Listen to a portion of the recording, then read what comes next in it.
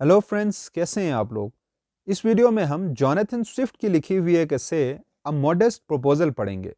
दोस्तों, Jonathan Swift एक Anglo Irish poet, सैटिरिस्ट, essayist और पॉलिटिकल पैम्फलेटियर थे।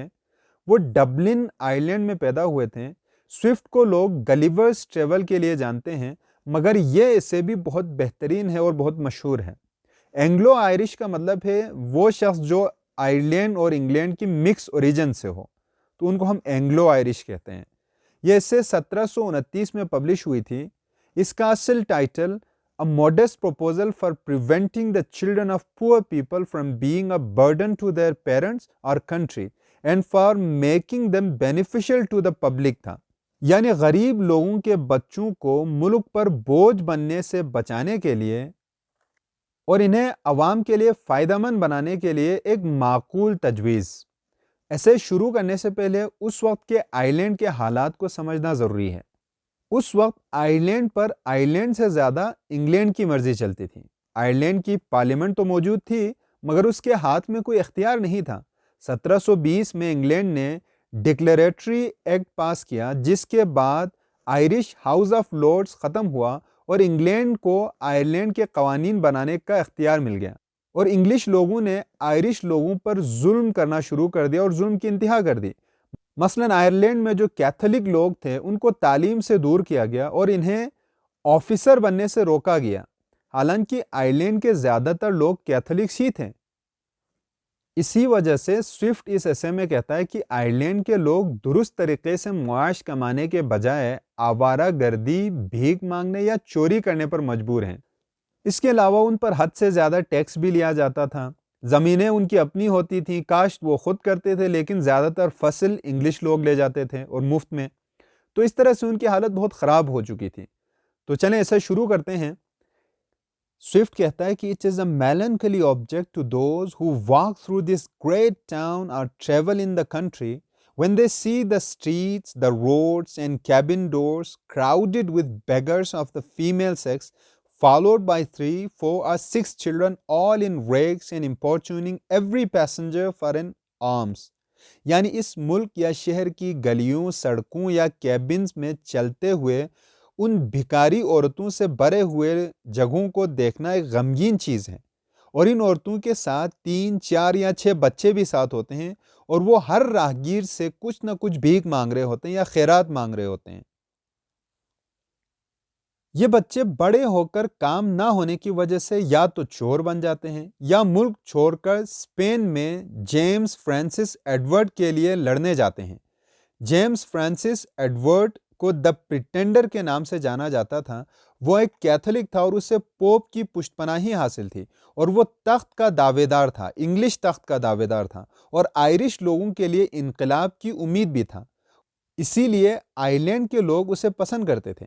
आगे स्विफ्ट कहता है कि एक तो मुल्क की मईशत बहुत कमज़ोर है, ऊपर से इतने सारे बच्चे, तो यकीनन ये बच्चे मुल्क पर एक बोझ हैं। तो कोई भी अगर इन बच्चों को मुल्की मफाद में इस्तेमाल करने का हल देता है तो उस शख्स का एक स्टैचू यानी कि मुजस्सिमा कौम के मुहाफिज के तौर पर बनाना चाहिए। आगे स्विफ्ट कहता है कि उसका मकसद सिर्फ उन पेशावर भिखारियों से कहीं आगे है और वो बहुत बड़े पैमाने पर है और तमाम बच्चों के बारे में है जो एक मखसूस उम्र की हद तक हों, जिनके वालिदैन भी इतने ही गरीब होते हैं जितने कि गली में भीख मांगते भिखारी। स्विफ्ट कहता है कि कई साल उसने इस मसले पर गौर किया और दीगर लोगों के मशवरे भी पढ़े, मगर उन सब तजावीज़ में कुछ न कुछ खामी ज़रूर है। स्विफ्ट तजवीज़ पेश करता है कि पैदाइश के ठीक 1 साल बाद यानी 1 साला बच्चे को वो इस तरह काम में लाएगा कि वालिदैन पर बोझ होने के बजाय वो वालिदैन के लिए पैसे कमाने का जरिया बन जाएंगे। आगे कहता है, There is likewise another great advantage in my scheme, that it will prevent those voluntary abortions and that horrid practice of women murdering their bastard children, alas, too frequent among us, sacrificing the poor innocent babes. I doubt more to avoid the expense than the shame, which would move tears and pity in the most savage and inhuman beast. Swift कहता है कि उसके मंसूबे का एक बहुत बड़ा फ़ायदा यह है कि इसकी वजह से औरतें एबॉर्शन से बाज रहेंगे। वो अपने नाजायज़ औलादों को मारने से दूर रहेंगे, जिनको वो शर्म से बचने के लिए नहीं बल्कि अखराजात से बचने के लिए मारते हैं। اور اس انسانیت سوز کام سے شاید ظالم سے ظالم انسان کی آنکھوں میں بھی آنسو آ جائیں۔ پھر سوئفٹ ملک میں موجود لوگوں کا حساب کتاب لگاتا ہے۔ وہ کہتا ہے کہ ملک میں قریب 15 لاکھ لوگ ہوں گے اور ان میں سے 2 لاکھ ایسے جوڑے ہوں گے جن کی بیویاں بچے پیدا کرتے ہوں گے۔ ان میں سے 30,000 ان لوگوں کو نکالیں جو اپنے بچوں کی دیکھ بھال کر سکتے ہیں، یعنی تھوڑے ان کے پاس پیسے ہیں تو ان کو سائڈ پہ رکھو، حالانکہ اتنے شاید ہوں گے نہیں۔ مزید 50,000 ان لوگوں کو نکالیں جن کے بچے کسی نہ کسی وجہ سے ضائع ہو جاتے ہیں۔ تو اس طرح سے سالانہ 1,20,000 بچے بچ جاتے ہیں، اور ان کو پال پوس کے بڑا کرنا موجودہ حالات میں ناممکن ہے۔ اور سوئفٹ کو تاجروں نے اس بات کی یقین دہانی کرائی ہے کہ 12 سال سے کم عمر کے بچے کسی کام کے نہیں ہیں، وہ کچھ خاص کام نہیں کر سکتے، اور 12 سال کی عمر کے بعد بھی وہ بمشکل 3 پاؤنڈ کماتے ہیں، جس سے ان کے دیکھ بھال کا خرچہ ہی پورا نہیں ہوتا، کیونکہ ان کو پالنے میں اس سے کئی گنا زیادہ خرچ آتا ہے۔ اب سوئفٹ اپنی تجویز پیش کرتا ہے اور امید کرتا ہے کہ اس پر کوئی اعتراض نہیں ہوگا۔ I have been assured by a very knowing American of my acquaintance in London that a young, healthy child, well nourished, is at a year old a most delicious, nourishing, and wholesome food, whether stewed, roasted, baked, or boiled. And I make no doubt that it will equally serve in a fricassee or a ragout. یعنی مجھے ایک جانے مانے American نے یقین دلایا ہے جو لندن میں رہتا ہے کہ ایک چھوٹا بچہ جو 1 سال کا ہوگا اور جس کی بہترین پرورش کی ہوگی، سب سے لذیذ اور غذائیت سے بھرپور خوراک ہوتا ہے، چاہے روسٹ کیا ہو، بنا ہوا ہو، پکایا ہوا ہو یا شوربہ نکالا ہو۔ اب آگے سوئفٹ کچھ اور حساب کتاب لگاتا ہے۔ وہ کہتا ہے کہ ان 1,20,000 میں سے 20,000 کو مزید بچے پیدا کرنے کے لیے چھوڑ دیا جائے، جن میں سے صرف 1/4 مرد ہوں گے، جو کہ بھیڑ بکریوں کو جو تناسب ہم رکھتے ہیں اس سے کہیں زیادہ ہے، اور یہ بچے شاذ و نادر ہی جائز اولاد ہوتے ہیں، تو اس حساب سے 4 عورتوں کے لیے 1 مرد کافی ہوگا۔ تو جو باقی 1 لاکھ بچے وہ امیروں کو بیچ دیے جائیں گے۔ اور ماؤں کے لیے یہ نصیحت ہے کہ 12ویں مہینے میں بچوں کو زیادہ سے زیادہ دودھ پلائیں تاکہ وہ موٹے تازے ہو جائیں، اور پارٹیوں میں ایک بچے سے کم از کم 2 سالن تو آرام سے بنے گا، اور سردیوں میں گوشت کو 3-4 دن رکھ کر اگر شوربہ بنائیں تو زبردست شوربہ بنتا ہے۔ نو مولود بچہ 1 سال بعد 28 پاؤنڈ تک کا ہو جاتا ہے، اور ان کا گوشت بھی لذیذ ہوتا ہے۔ اس لیے یہ لینڈ لارڈز کے لیے موضوع ہے، اور یہ لینڈ لارڈز پہلے ہی والدین کو تو کھا چکے ہیں، تو بچوں پر بھی ان کا ہی حق بنتا ہے۔ بچوں کا گوشت ویسے تو سال بھر دستیاب ہوگا، مگر مارچ کے مہینے میں وافر مقدار میں ہوگا، کیونکہ لینٹ سے ٹھیک 9 ماہ بعد بہت زیادہ بچے پیدا ہوتے ہیں۔ لینٹ عیسائیوں کا ایک تہوار ہے جو وہ حضرت عیسیٰ کے 40 روز رکھے گئے روزوں کی یاد میں مناتے ہیں۔ سوئفٹ کہتا ہے کہ چونکہ آئرلینڈ میں پاپائی یا پوپ کو ماننے والے بچوں کا تناسب 1:3 ہے، تو اس طرح سے اس کی تجویز کا دوسرا فائدہ یہ ہوگا کہ ملک میں پاپائی کم ہوں گے۔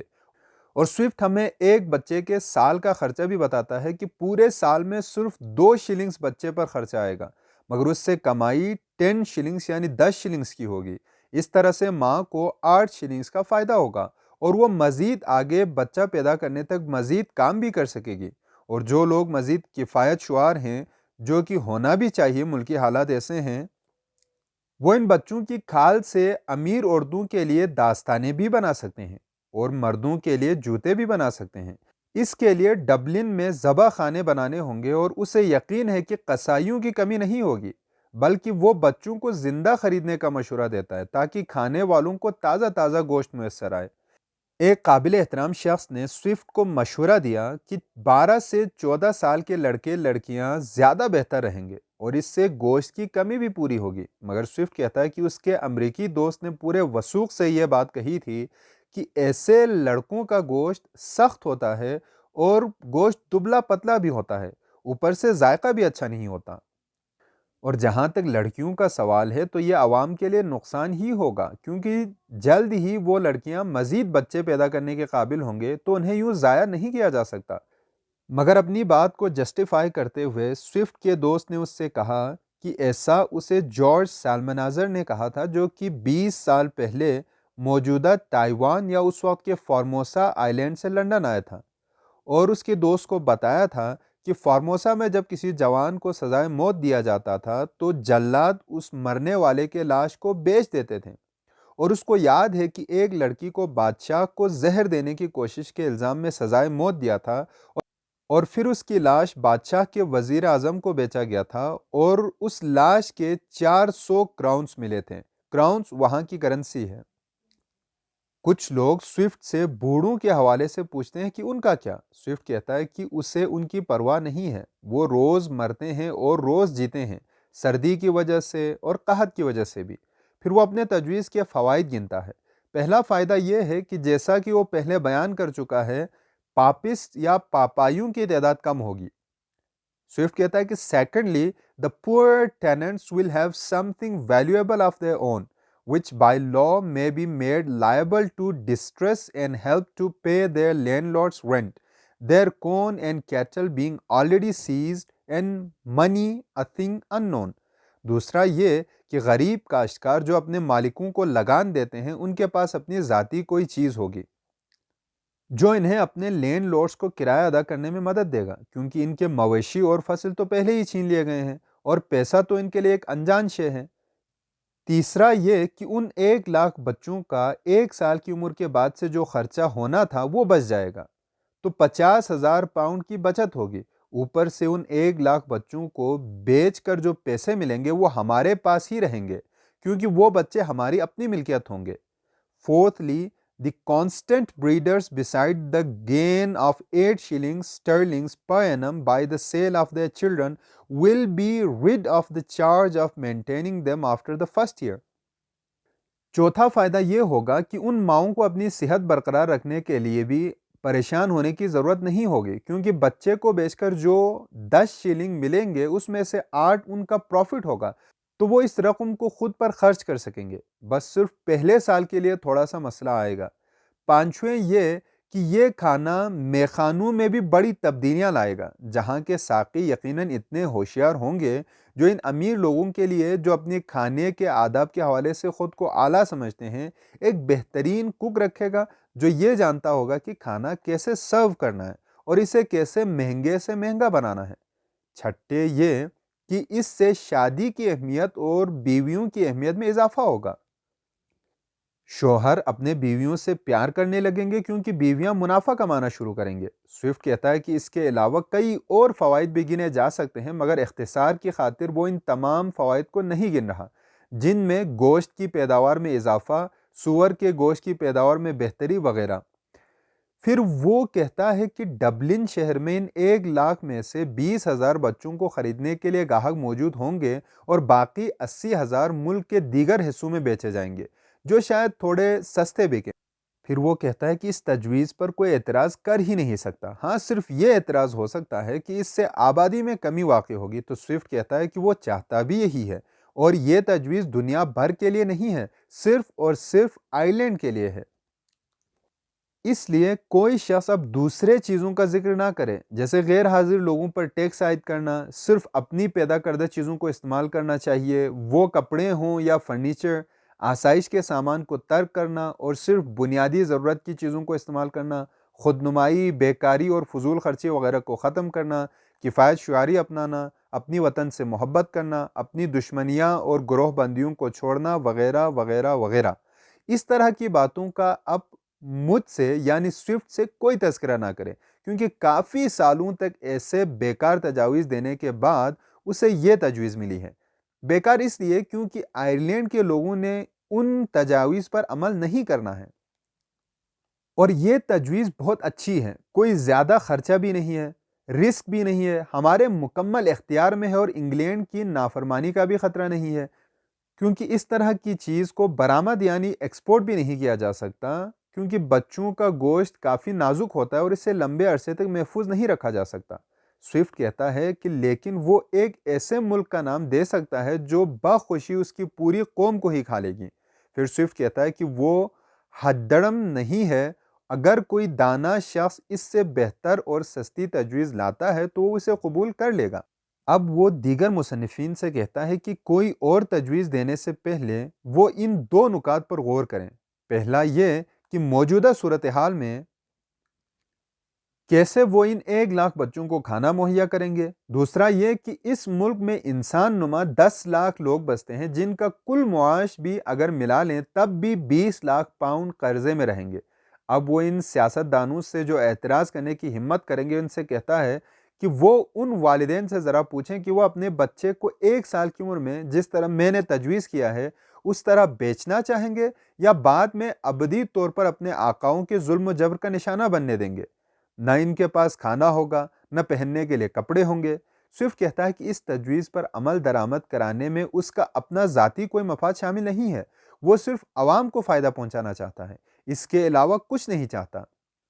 और वो कहता है कि उसका अपना कोई बच्चा भी नहीं है जिसको बेचकर वो कुछ कमा सके। उसका सबसे छोटा लड़का 9 साल का है और उसकी बीवी डिलीवरी के दौरान दुनिया से जा चुकी है। लिहाजा मज़ीद बच्चे पैदा होने के भी कोई चांसेस नहीं हैं। तो यहीं पर यह मज़मून ख़त्म होता है। उम्मीद है आप समझ चुके होंगे। वीडियो को लाइक कीजिएगा और चैनल को सब्सक्राइब कीजिए। Thank you very much.